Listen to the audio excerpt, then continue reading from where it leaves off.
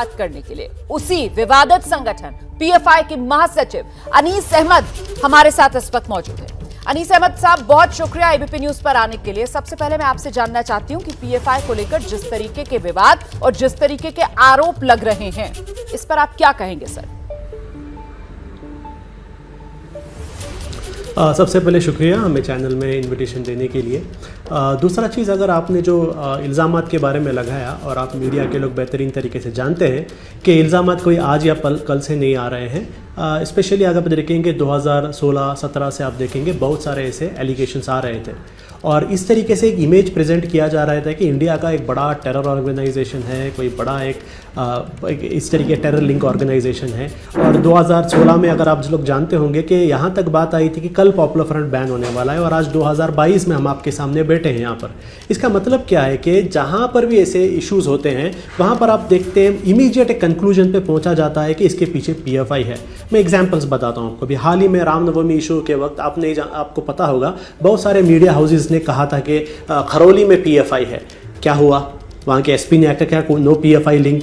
खरगोन में बीजेपी के लीडर्स ने कहा और चंद मीडिया हाउसेज ने भी कहा कि खरगोन में भी पीएफआई लिंक है। क्या हुआ? वहाँ पर कोई भी पीएफआई इशू सामने नहीं आया। कानपुर दंगों में भी आपने देखा पीएफआई का नाम लाया गया, में बात कर रहे हैं। मैं इस वक्त पुलिस रिमांड के आधार पर आपसे सवाल कर रही हूँ। अगर हम इस तरीके की बात करेंगे सर तो क्योंकि समय सीमित है ना सर, तो जो वेरीफाइड जानकारी है आप उस पर जवाब दे दीजिए। जो बिहार में हो रहा है फुलवारी शरीफ में, आप कहिए कि वो पीएफआई से लिंक नहीं है। वो पीएफआई से लिंक्ड है या नहीं है? तेलंगाना में ये 4 लोग जिनकी रिमांड की कॉपी मेरे हाथ में है, आप बताइए पीएफआई से लिंक्ड है या नहीं है? बात खत्म, बताइए ना। ये दोनों केसेस जो निजामाबाद और फुलवारी शरीफ का, ये फैब्रिकेटेड केसेस है। इसका फुल क्लैरिफिकेशन पॉपुलर फ्रंट ने दिया है। बिहार में जो केस है, ये केस में जो पेपर्स वहाँ पर मिले थे वो पेपर पूरा का पूरा फैब्रिकेटेड केसेस था। जिस हाउस ओनर के बेटे ने वीडियो भी वायरल कर दिया है कि पुलिस जब वहाँ पर आई थी रेड के बाद, पुलिस जाने के वक्त पुलिस के पास कोई पेपर नहीं थे। ये पेपर जो था, जो एक 2047 इस्लामी हुकूमत का एक पेपर बताया मुझे और क्लैरिटी दीजिए। आपको पता होना चाहिए। सर मुझे थोड़ी सी क्लैरिटी दीजिए। आपने मुझे क्लैरिटी दीजिए। चलिए फुलवारी शरीफ से ही बात शुरू करती हूँ। जी, मैं ये जानना चाहती हूँ आप क्या कह रहे हैं। जब आप फैब्रिकेटेड केसेस की बात कर रहे हैं तो आप क्या कहना चाह रहे हैं? वो जो आरोपी पकड़े गए हैं उनका पीएफआई से कोई लेना देना नहीं, या फिर आप ये कह रहे हैं कि उनको झूठे आरोप में फंसाया जा रहा है? फैब्रिकेटेड का मतलब क्या है? क्लैरिटी दीजिए प्लीज। 2 पॉइंट है इसके अंदर। जो पहले 2 लोगों को अरेस्ट किया गया था जिसमें जलालुद्दीन थे और उसके बाद अतर परवेज थे, ये दोनों पीएफआई के मेंबर नहीं थे, नंबर 1। नंबर 2, उसके बाद जो रिमांड रिपोर्ट है, उस एफआईआर है, एफआईआर में उन्होंने क्या किया, पूरे बिहार के पॉपुलर फ्रंट ऑफ इंडिया के लीडर्स का नाम उसमें ऐड किया। उन लोगों का भी नाम ऐड किया जो लोग पुलिस स्टेशन गए थे, जो लोग पुलिस स्टेशन एक दिन पहले गए थे, जो लॉयर्स, नूरुद्दीन को आप जानते हैं, जो नूरुद्दीन का नाम ऐड किया गया था। कल उसके फैमिली वालों ने प्रेस कॉन्फ्रेंस करके बताया है कि नूरुद्दीन पुलिस स्टेशन खुद गया था एफआईआर पूछने के लिए। सर, अगर मैं सही समझी हूं तो मैं आपकी बात को दोहराना चाहती हूं। एक सेकंड अनीस साहब, आप ये कह रहे हैं कि फुलवारी शरीफ के जो पहले 2 आरोपी थे जिसमें जलालुद्दीन और अतर परवेज, आप कह रहे हैं जलालुद्दीन और अतर परवेज ये पीएफआई के सदस्य नहीं है? आप ये कह रहे हैं सर इनका पीएफआई से कोई लेना देना नहीं है? करेक्ट, ये दोनों पीएफआई के मेंबर नहीं थे। करेक्ट, इसमें कोई दो राय नहीं है। अब मैं आपके दूसरे सवाल का जवाब देता हूं, जो आपने कहा डॉक्यूमेंटेशन का। वो डॉक्यूमेंटेशन जो आपने कहा कि वहाँ पर एक डॉक्यूमेंट मिला है इस्लामी राष्ट्र बनाने का, मैं आपने अगर ये रिमांड रिपोर्ट पढ़ा है तो मैं आपसे रिक्वेस्ट करता हूँ और एक चार्जशीट भी आप पढ़िए। वो चार्जशीट यूपी में बस्ती का एक केस था 2020 या 21 का। ये सेम डॉक्यूमेंट आप देखेंगे, वहां पर भी बताया गया था कि ऐसा एक डॉक्यूमेंट मिला है। यानी एक डॉक्यूमेंट जो यूपी के एक चार्जशीट में होती है 2020 में, वही चार्जशीट बिहार में मिलती है। इसका मतलब क्या है? इसका मतलब चार्जशीट पहले ही रेडी था, डॉक्यूमेंट पहले ही रेडी था, किसे अरेस्ट करना है पहले रेडी था, एक कंप्लीट फैब्रिकेटेड केस बनाया है। और हम 100% श्योर है ये केस कहीं पर भी कोर्ट में टिकने वाला नहीं, क्योंकि पुलिस की नैरेटिव इसमें चेंज होते गई है। मैं आपको अभी, आप रिमांड रिपोर्ट को इतना कोट कर रहे हैं, मैं आपको बताता हूं। सबसे पहले पुलिस ने क्या कहा? पहले पुलिस ने कहा एक टेरर कैंप चल रहा है। फिर पुलिस ने अपना नरेशन चेंज किया। एसएसपी ने आके कहा कि यहाँ पर मोदी विजिट से लिंक है। उसके बाद एसएसपी ने वापस कहा मोदी विजिट के साथ इसका कुछ लेना देना नहीं। उसके बाद अब फाइनल वर्जन उनका क्या है? नहीं, कोई वहाँ पर मार्शल आर्ट का ट्रेनिंग चल रहा था। भाई है क्या? टेरर ट्रेनिंग से मार्शल आर्ट ट्रेनिंग पर पहुँच गए। अगर टेरर ट्रेनिंग है, पुलिस कर क्या रही थी? हम वही सवाल पूछ रहे हैं। देखिए, मैं यही सवाल बार बार पूछ रहा था पुलिस से और मीडिया से भी, क्यों पुलिस के रिपोर्ट को स्क्रूटिनाइज नहीं किया जा रहा है? पुलिस का जो केसेस, जो रिपोर्ट के अंदर बहुत सारे जो फ्लॉज हैं, उस फ्लॉज को क्वेश्चन क्यों नहीं पूछा जा रहा है? पुलिस कह रही है पॉपुलर फ्रंट एक ऐसी एक संगठन, आप ही ने कहा लेकिन अनीश जी आप जिस तरीके से यहाँ पर पुलिस को कटघरे में खड़ा कर रहे हैं सर, तो मतलब सारे राज्यों की पुलिस जो है वो पीएफआई के पीछे हाथ धोकर पड़ गई है। मतलब सारे राज्यों की पुलिस मिली हुई है, आप पीएफआई वाले दूध के धुले हैं। सर अपने गिरेबान में भी तो झांकिए ना, अपनी कमियों पर भी तो बात कीजिए ना सर। क्यों अगर कहीं दंगा होता है तो वहां पर पीएफआई का हाथ सामने निकल कर आ जाता है? क्यों पीएफआई से जुड़े लोग जो हैं वो देश विरोधी गतिविधियों में शामिल हैं, इस तरीके के आरोप लगते हैं? इस पर तो जवाब देना होगा ना आपको। आप मुझे एक देश विरोधी एक्टिविटी बताइए जिसमें पीएफआई का नाम आ रहा है, बताइए थोड़ा। मैंने तो ये रिमांड आपको दिखा दी। देश विरोध का आप एक कह रहे हैं, आप एक कह रहे हैं यहाँ पर वॉर अगेंस्ट द नेशन। हाँ, वॉर अगेंस्ट, देश विरोध का मतलब होता है वॉर अगेंस्ट द नेशन। तो सर वो 2047 पे कस्बाए हिंद बना देंगे, 2023 से डायरेक्ट जिहाद शुरू कर देंगे, ये क्या है? ये वॉर अगेंस्ट द नेशन नहीं है तो और क्या है? हम तो डेमोक्रेसी है ना, लोकतंत्र है ना, यहाँ तो मुस्लिम देश बनाने का सपना देखा जा रहा है सर। ये आरोप लगाए जा रहे हैं, ये सामने आ रही है ना तथ्य, इसी पर मैं आपसे बात कर रही हूँ सर। देखिए आपको मैं बताता हूं जी, एक व्हाइट पेपर पर कुछ भी लिखकर पॉपुलर फ्रंट ने पब्लिश किया है बताने से आप लोग मान लेंगे उसे? अगर कल मैं ऐसा एक व्हाइट पब्लिश पेपर प्रिंट करके बता देता हूं कि फला फला आदमी ने किया, लोग मानेंगे? क्यों सवाल नहीं कर रहे हैं? अगर पॉपुलर फ्रंट ने उसको पब्लिश किया होता, अगर पॉपुलर फ्रंट ने उसको प्रिंट किया होता, क्या कहीं पर भी पॉपुलर फ्रंट ने इस किताब को डिस्ट्रीब्यूट किया? पुलिस के पास एविडेंस है? कोई भी एक व्हाइट पेपर पर एक प्रिंट लेके आके पॉपुलर फ्रंट को असाइन किया जाता है? देखिए, हम एक चीज क्लियर जान लीजिए, मैं आपको बताता हूं। आप ही ने कहा है प्रोग्राम के शुरू में कि आज इंडिया में सबसे ज्यादा सर्वेलेंस रहने वाला संगठन पॉपुलर फ्रंट है, सबसे ज्यादा पुलिस इंटेलिजेंस सबका मॉनिटरिंग रहने वाला संगठन पॉपुलर फ्रंट है। इतना मॉनिटरिंग रहने वाला एक संगठन पूरे इंडिया में जाके दंगे करता है तो इंटेलिजेंस क्या कर रही है, पुलिस क्या कर रही है? क्या उन्हें ये सारी चीज होने के बाद पता चलता है? वो खुद ही कह रहे हैं ना, हम पॉपुलर फ्रंट के मेंबर्स के फोन टैप किए हैं, हमने पॉपुलर फ्रंट के लीडर्स के फोन टैप किए हैं। ये सब करने के बाद क्या पॉपुलर फ्रंट बेवकूफ है? इतना मॉनिटरिंग के बाद खुद जाकर दंगे करेंगे? और बिहार पुलिस का आप देखिए, इतना मजाक की बात है, बिहार की पुलिस कह रही है कि प्राइम मिनिस्टर बिहार आ रहे थे, पटना आ रहे थे। प्राइम मिनिस्टर एक सिटी में जब जाते हैं वहां का सिक्योरिटी हाईएस्ट लेवल का होना है, और खुद पुलिस कहती है हमारे नाक के नीचे टेरर काम चल रहा था। क्या मजाक है? तो पुलिस कर क्या रही थी? पुलिस को आप सवाल पूछिए, ये क्यों उस पुलिस से सवाल नहीं पूछा जाता है? उनके वर्जन को आंख बंद करके क्यों माना जाता है? और एक चीज बताता हूं, पुलिस के वर्जन को जो है अल्टीमेट सच मत मानिए। यही वो पुलिस था जिसने नरेंद्र मोदी और अमित शाह के ऊपर भी केस डाला था, 20 साल के बाद जाके क्लीन चिट मिला है।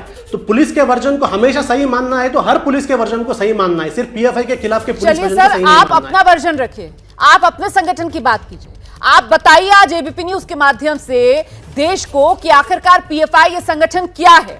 इस पर जो देश विरोधी गतिविधियों में शामिल होने के आरोप लगते हैं, इसकी सच्चाई क्या है? आप क्या हैं? पीएफआई खुद को कैसे देखता है? क्या आप खुद को देशभक्त संगठन कहते हैं? क्या हैं आप? बताइए ना। पॉपुलर फ्रंट ऑफ इंडिया एक रजिस्टर्ड ऑर्गेनाइजेशन है। पॉपुलर फ्रंट ऑफ इंडिया हर साल इनकम टैक्स में पैसा देती है। पॉपुलर फ्रंट ऑफ इंडिया मुसलमानों के अंदर, मुसलमानों का जो पिछड़े तबकात हैं उनके एम्पावरमेंट के लिए काम करने वाला एक संगठन है। पॉपुलर फ्रंट ऑफ इंडिया जब भी इंडिया के अंदर हमारे जो भी दस्तूरी और कॉन्स्टिट्यूशनल हक को, कोई भी सरकार हो, या बीजेपी की सरकार हो, उससे पहले यूपीए की सरकार हो, जब भी कोई कॉन्स्टिट्यूशनल राइट्स का एक छीनने की कोशिश होती है या उसके खिलाफ पॉलिसीज आती है, Popular Front protection of civil rights की बात करने वाली एक संगठन है। और दूसरा चीज, पॉपुलर फ्रंट वेरी क्लियरली कहता है कि आरएसएस और हिंदुत्व जो एक आइडियोलॉजी है, ये हमारे देश के संविधान के खिलाफ है। इसलिए जिस आइडियोलॉजी के खिलाफ हम बात कर रहे हैं, आज उन आइडियोलॉजी के लोगों के हाथ में हुकूमत आ गई है, तो आप क्या एक्सपेक्ट करते हैं? जब उनके अंदर हुकूमत आती है, ईडी को हमारे पीछे भेजेंगे, एनआईए को हमारे पीछे भेजेंगे, इनकम टैक्स को हमारे पीछे भेजेंगे। और सिर्फ पीएफआई नहीं है, अगर आप देखेंगे आज इंडिया में बचा कौन है? कांग्रेस ईडी के ऑफिस में घूम रहे हैं, एनसीपी के लोग ईडी ऑफिस में घूम रहे हैं, आम आदमी पार्टी के लोग घूम रहे हैं। क्या दिक्कत यही है? जिस तरीके से आप एक नजरिए के साथ एक रंग में रंगने की बात कर देते हैं और हिंदू विरोध, एक तरीके से हिंदू विरोध में आप इतनी ज्यादा अपनी आंखें बंद कर लेते हैं कि आप आरएसएस को, बीजेपी को देश विरोधी कहने लगते हैं। सर, ये जो विचारधारा है, जब आप इसका प्रचार प्रसार करते हैं, तो क्या इसे देश हित में कहा जाएगा? फिर तो इसे देश विरोधी कहा जाएगा ना सर। पहला चीज, क्या पॉपुलर फ्रंट ने कहीं पर भी हिंदू धर्म के खिलाफ कुछ कहा है? क्या ऑन रिकॉर्ड आप बता सकते हैं?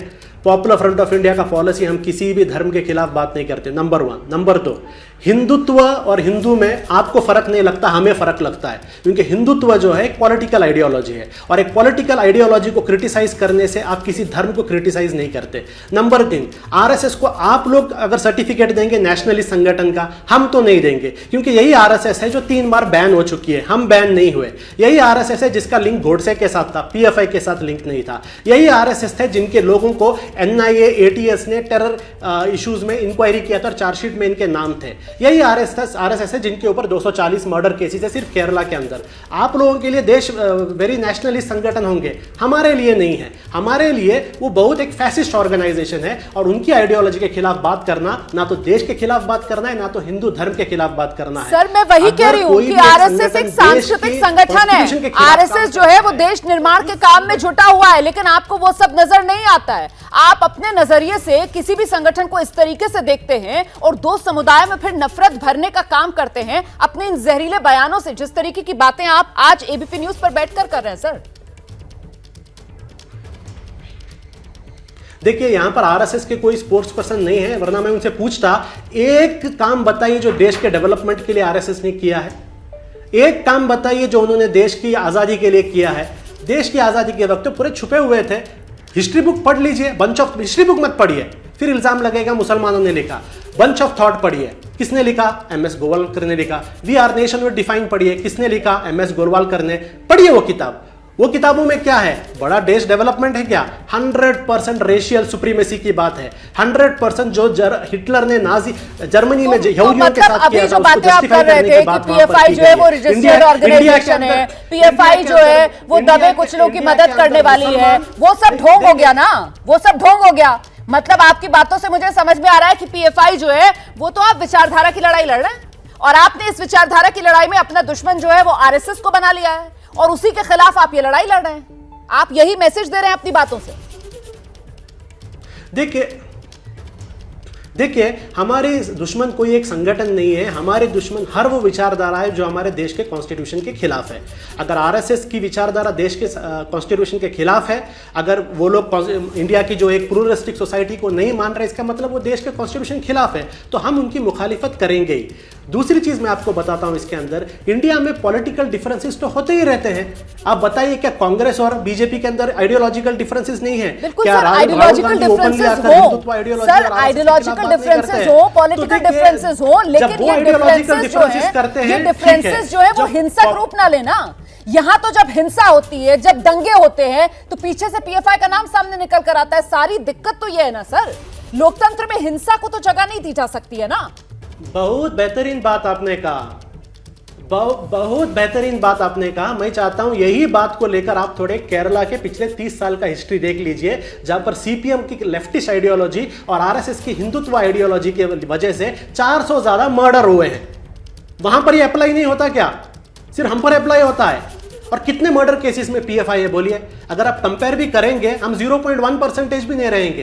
ये जो क्राइम आप हम पर लगा रहे हैं ना, मैं आपसे रिक्वेस्ट करता हूं, केरला का उदाहरण देकर, वहां आरएसएस और लेफ्ट का उदाहरण देकर, या फिर परसेंटेज बताकर आप जिस तरीके से कटघरे में खड़े हुए हैं, आप उसको नकार नहीं सकते हैं सर, आप उसको नकार नहीं सकते हैं। देश के अलग अलग राज्यों में इस वक्त पीएफआई से जुड़े लोग जो सलाखों के पीछे हैं, जिनकी जांच वहां की राज्य पुलिस कर रही है सर, एनआईए कर रहा है सर, एटीएस कर रहा है सर, और ये पुलिस की जांच में सामने निकल कर आ रहा है कि साहब पीएफआई जो है वो देश विरोधी गतिविधियों में लिप्त है। अंतरराष्ट्रीय फंडिंग आपको हासिल होती है, और फिर देश के अंदर अशिक्षित बेरोजगार मुस्लिम युवक, उसको सर आप अपना चारा बना लेते हैं सर, उसका आप इस्तेमाल कर रहे हैं, और आप कह रहे हैं आप मुसलमानों के हक की बात कर रहे हैं। आप तो मुसलमानों के जहन में जहर भर रहे हैं। देखिए, वो आपको शायद लगता होगा क्योंकि हम किसी भी धर्म के खिलाफ जहन नहीं पड़ रहे, नंबर 1। नंबर 2, जो आपने कहा कि मुसलमान बेरोजगार मुसलमानों के अंदर काम कर रही है, आपकी गलतफहमी है। पॉपुलर फ्रंट ऑफ इंडिया के जो मेंबरशिप है, हाईली एजुकेटेड मेंबरशिप, हर लेवल के लोग पॉपुलर फ्रंट के अंदर आपको मिलेंगे। और दूसरा चीज़ आप कह रहे हैं कि पॉपुलर फ्रंट के ऊपर एनआईए की इंक्वायरी, एटीएस की इंक्वायरी हो रही है। जरा 4-5 साल पीछे जाके देखिए, किन किन संगठनों पर एनआईए और एटीएस की इंक्वायरी हुई है, किन किन लोगों पर हुई है चढ़ा वो भी देखिए। सिर्फ एक इन्वेस्टिगेशन, आप एक एजेंसी आप पर इन्वेस्टिगेट करने से आपको ये गलत संगठन नहीं होते।